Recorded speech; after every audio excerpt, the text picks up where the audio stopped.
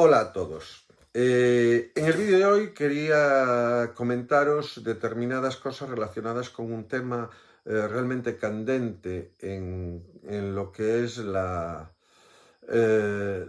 política actual. Uno de los temas que ha surgido durante la campaña, las elecciones madrileñas.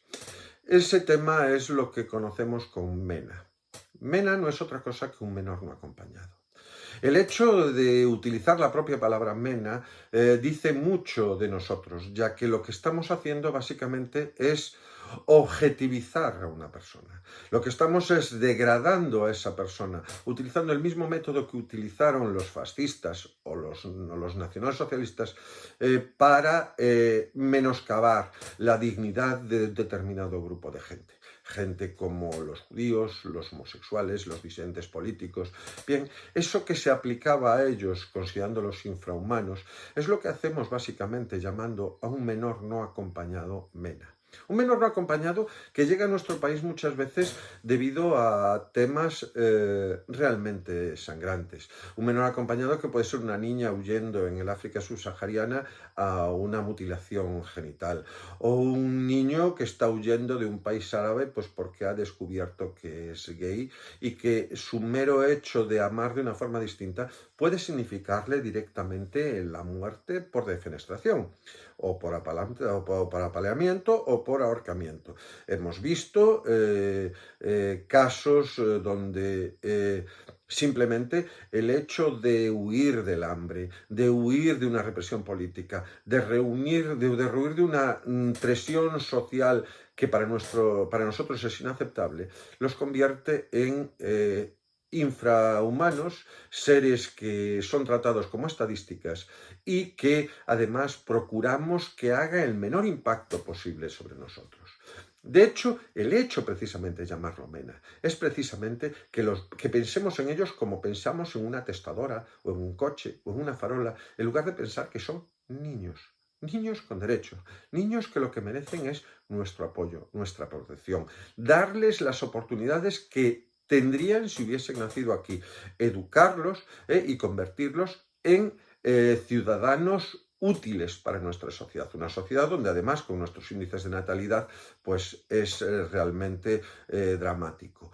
Además, les están llamando MENA simplemente para llamar la atención sobre algo cosificado, porque realmente tampoco es un problema. En España hay unos 3.000 MENAs, somos 47 millones de habitantes. Hay 3.000 menores no acompañados. En la Comunidad de Madrid, donde, como dice Nieves con Costrina, el partido verde moco ha hecho una campaña mediática que llama al odio, que llama al racismo, digna del propio Goebbels, cuando la Comunidad de Madrid tiene al cargo a menos de 270 menores no acompañados. 270 menores no acompañados que son tratados de la misma manera que son tratados los españoles, los niños, las niñas españolas que se encuentran bajo la tutela de la comunidad autónoma. Por lo tanto, el hacer cuentas de cuánto nos cuesta, el hacer cuentas de cuánto nos perjudica, el estigmatizarlos por su origen, por su naturaleza, el cosificarlos para que no nos sentamos obligados a tener piedad, que es lo que realmente tendríamos que tener como sociedad moderna y avanzada, es un grave pecado contra la libertad, la igualdad y los derechos humanos. Y es algo que no deberíamos permitir ningún demócrata, sea socialdemócrata, sea comunista, sea demócrata cristiano o sea incluso conservador. Este tipo de políticas solo encajan en una ideología, el fascismo, el nazismo, el franquismo. Y precisamente hablando de franquismo, me gustaría hablar del que fue probablemente el MENA más caro de la historia de España. Un menor no acompañado que nos ha costado francamente mucho dinero y por el cual no dejamos de pagar cuando cumplió la mayoría de edad, cuando dejó de estar bajo la tutela del Estado, sino que le hemos pagado hasta la jubilación y más allá. Incluso le estamos pagando cuando huyó del país, como suele pasar muchas veces. Este menor no acompañado era un niño que se llamaba Juanito, que nació en Roma. De hecho, nació en Roma en el seno de una familia bastante desestructurada. Su abuelito era pornógrafo, su abuelita no se hablaba con su abuelito porque estaba harta de los cuernos y básicamente le mandó, como se dice vulgarmente, ir a meterla a otro lado. Evidentemente, su abuelito se convirtió en un playboy. De hecho, la prensa europea lo trataba de playboy, era un pornógrafo playboy. Y gracias a su abuelito, a su papaito, que estaba casado con una inglesita, no, era nieto de una inglesita, estaba casada con una italianita,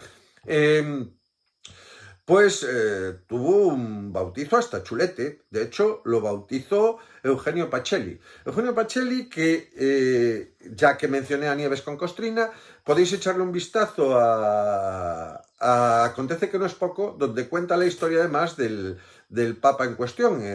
Fue Papa, fue Pío XII, o sea, el Papa que es sospechoso de haber amparado, ocultado, justificado e incluso ayudado a los regímenes fascista y nazi, tanto italiano como alemán. Y supongo que también bendijo positivamente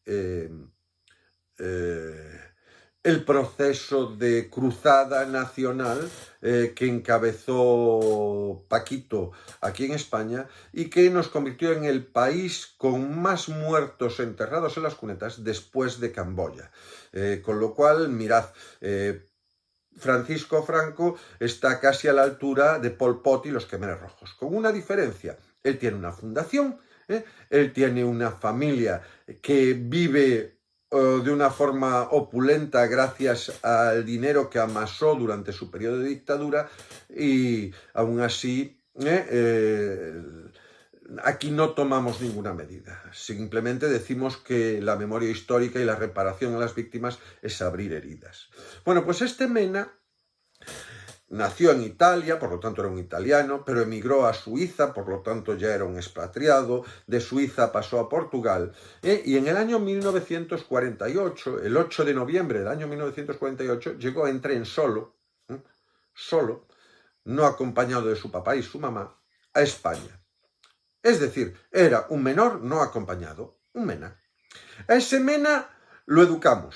De hecho, entre el año 48 y el año 59, con 10 añitos, al año 48 hasta el 59, con 19 añitos, por aquella época la mayoría de edad era los 21, los tuvimos pues primero haciendo el bachillerato con cargo al horario público, y luego pues estuvo en las distintas academias militares de este país, en San Javier, en Marín, y en Zaragoza, y allí pues recibió una exquisita educación por parte del régimen del Generalísimo, a costa del erario público. Y luego le pagamos los estudios en la Universidad Central de Madrid, la actual Complutense, donde estudió una especie de licenciatura ad hoc, con un programa adaptado porque, a ver, no le daba para más, sobre Derecho Político, Derecho Internacional, Economía y Hacienda. Cuando cumplió los 21 le dimos un carguito, y en ese carguito estuvo hasta que se jubiló. Primero como sucesor del fin del dictador, y luego como jefe del Estado. Durante ese tiempo siguió viviendo de nosotros, pero al mismo tiempo se dedicó a una serie de actividades que al principio no sabíamos, y de hecho lo teníamos idolatrado como el gran defensor de la democracia, pero que descubrimos que primero sirvió de mediador entre el gobierno español y determinados dictadores sudamericanos, hasta el punto de que, por ejemplo, Videla ostenta condecoraciones del más alto rango del Reino de España. Mantuvo unas relaciones estrechísimas con lo más granado de las monarquías defensoras de los derechos humanos, como la marroquí, la catarí, la kuwaití o la saudí, donde no tuvo ningún problema en tratar a esos monarcas dictatoriales como primos. Es una pena que no copiase del norte y no se comportase como aparentemente se comportan pues sus homólogos danés, noruego o sueco. Pero claro, cada uno mira a donde mira y la cabra tira al monte. Y viendo sus ascendientes, pues que no nos saliese chorizo sería casi un milagro. De hecho, hay una entrevista muy interesante en la que él califica de casi su padre al dictador Francisco Franco. Una entrevista que me gustaría que vierais ahora. Le général Franco est vraiment une figure décisive historiquement et politiquement pour l'Espagne.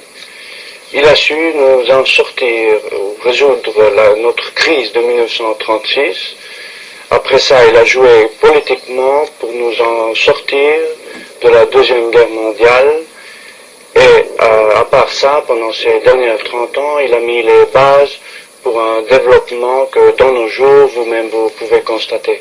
Et pour vous personnellement, que représente le général Franco? Pour moi, c'est un exemple vivant, jour à jour, par son dévouement patriotique en service de l'Espagne.